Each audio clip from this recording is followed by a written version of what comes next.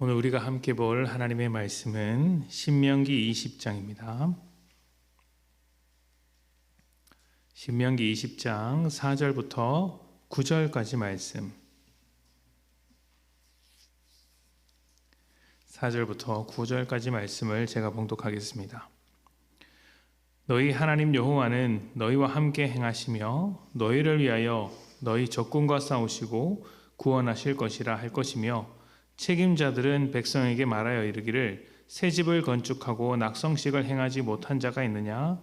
그는 집으로 돌아갈지니 전사하면 타인이 낙성식을 행할까 하노라. 포도원을 만들고 그 과실을 먹지 못한 자가 있느냐? 그는 집으로 돌아갈지니 전사하면 타인이 그 과실을 먹을까 하노라. 여자와 약혼하고 그와 결혼하지 못한 자가 있느냐? 그는 집으로 돌아갈지니 전사하면 타인이 그를 데려갈까 하노라 하고, 책임자들은 또 백성에게 말하여 이르기를 두려워서 마음이 허약한 자가 있느냐? 그는 집으로 돌아갈지니 그의 형제들의 마음도 그의 마음과 같이 낙심될까 하노라 하고, 백성에게 이르기를 마친 후에 군대의 지휘관들을 세워 무리를 거느리게 할지니라. 아멘. 인류가 시작된 이래로 전쟁이 없었던 날은 손꼽을 정도라고 합니다. 거의 매일 전쟁이 벌어졌다는 소리죠. 지금도 세계 곳곳에서 전쟁이 벌어지고 있는 중입니다.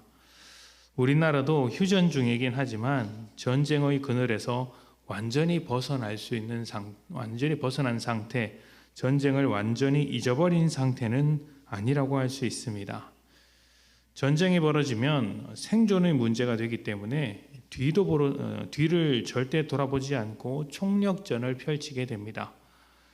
어떻게 해서든지 더 많은 군사력을 확보하려고 하는데, 동원령을 내려서 더 많은 구인을 모으거나 아니면 주변 국가나 동맹국에게 요청해서 파병을 하라고 이렇게 부탁하기도 합니다. 수단과 방법을 가리지 않고 군사력을 확보해야 승리할 수 있기 때문입니다. 현대 전쟁에서 군사력이라고 하면 첨단 무기와 정보력입니다. 적군보다 더 빠르고 정확한 정보를 얻어서 그 정보를 바탕으로 강력한 공격을 퍼부으면 적은 군대로도 이길 수 있다는 것이 현대 전쟁입니다. 그런데 고대 사회는 그렇지 않았습니다. 군사력이라고 하면 오직 인구였습니다. 인구가 많아야 하고 더 많은 군인을 모은 쪽이 승리할 수 있었던 것이죠. 그런데 오늘 말씀은 하나님께서 이스라엘을 통해서 전쟁하실 때, 이스라엘이 전쟁을 하게 되었을 때 하나님께서 전혀 다른 방법으로 승리를 주십니다. 그러니까 사람이 많이 모았고 군사력을 강하게 해야 승리하는 것인데, 하나님은 오히려 사람을 모으라고 하지 않고 돌려보내라고 하십니다. 새 집을 지은 사람은 그 집으로 돌려보내고, 포도원을 만든 사람이면 농사 일을 하라고 그 결실을 얻기 위하여 집으로 돌려보내고, 약혼만 하고 결혼하지 못한 사람도 돌아가서 결혼하도록 합니다. 또 두려움에 가득한 사람도 그냥 보내버립니다. 그들에게 용기를 주고 어떤 사명감을 주고 사기를 북돋아서 전쟁에 참여하라고 하는 것이 아니라, 갈 사람이 있다면, 가고 싶은 사람이 있다면 다 가도록 돌려보내는 것이죠. 이렇게 되면 누가 전쟁을 하려고 하겠습니까? 다 도망가려고 하지 않겠습니까? 게다가 이 말씀을 가만히 보면 하나님은 책임자들과 지휘관들에게 하고 있는 말씀으로 알 수 있습니다. 지휘관들아 이렇게 해라, 책임자들아 이렇게 해라 이야기를 하죠. 전쟁을 지휘하는 입장에서 보자면 이 말씀이 얼마나 답답한 이야기이겠습니까?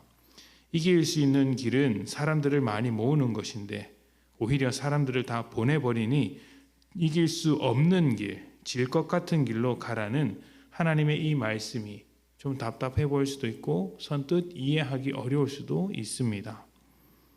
하나님께서 이렇게 납득하기 어려운 행동, 특히 전쟁에 있어서 불리함을 자처하라고 하시는 이유는 이스라엘을 책임지는 것이 사람이 아니라 하나님이심을 보여주고 계신 것입니다. 적군으로부터 지켜주시는 분이 하나님이십니다. 뿐만 아니라 애굽에서 건져내신 것도 하나님이셨고 광야를 건너게 하신 것도 하나님이십니다. 사람의 열심이 하나님을 감동시켜서 승리하게 한 것이 아니라 하나님의 열심이 사람을 살게 하는 것이고 승리케 하시는 것이기에 이 전쟁 중에서도 하나님은 열심히 자기 역할을 해주겠다고 약속하시는 것입니다.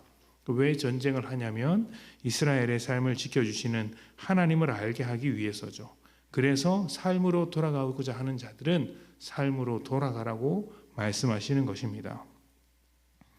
우리가 자주 부르는 찬양 중에 주를 찬양이라는 곡이 있습니다. 믿음의 싸움에 대한 찬양인데 가사가 이렇습니다. 세상의 유혹 시험이 내게 몰려올 때에 나의 힘으론 그것을 이길 수 없네. 거대한 폭풍 가운데 위축된 나의 영혼 어찌할 바를 몰라 헤매이고 있을 때 주를 찬양, 손을 들고 찬양. 전쟁은 나에게 속한 것이 아니니 주를 찬양, 손을 들고 찬양. 전쟁은 하나님께 속한 것이니. 오늘 우리가 묵상하는 이 말씀이 찬양의 가사와 똑같습니다. 전쟁은 우리에게 속한 것이 아니라 하나님께 속한 것입니다. 그러니 우리가 해야 할 일은 무엇이겠습니까?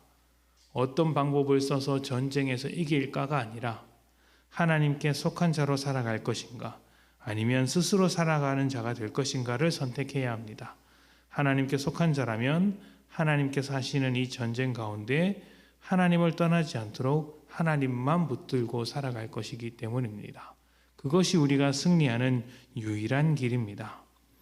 하루하루 영적 전쟁을 치르는 우리에게 하나님은 하나님께서 전쟁의 주인이라고 말씀해 주십니다. 우리의 전쟁이 적과 싸우는 전쟁이 아니라는 것을 꼭 기억하십시오. 전쟁의 주인 하나님께 맡기는 싸움을 하는 것이 우리의 전쟁입니다. 이 싸움, 맡겨드리는 싸움에서 승리하는 것이 오늘 우리가 치루어야 할 전쟁이고 우리가 얻어내야 할 승리라는 것을 기억하셔서 우리를 주관하시는 하나님 앞에 날마다 내어드림으로 승리하시는 복된 성도님들이 되시기를 축복합니다. 우리 함께 기도하겠습니다.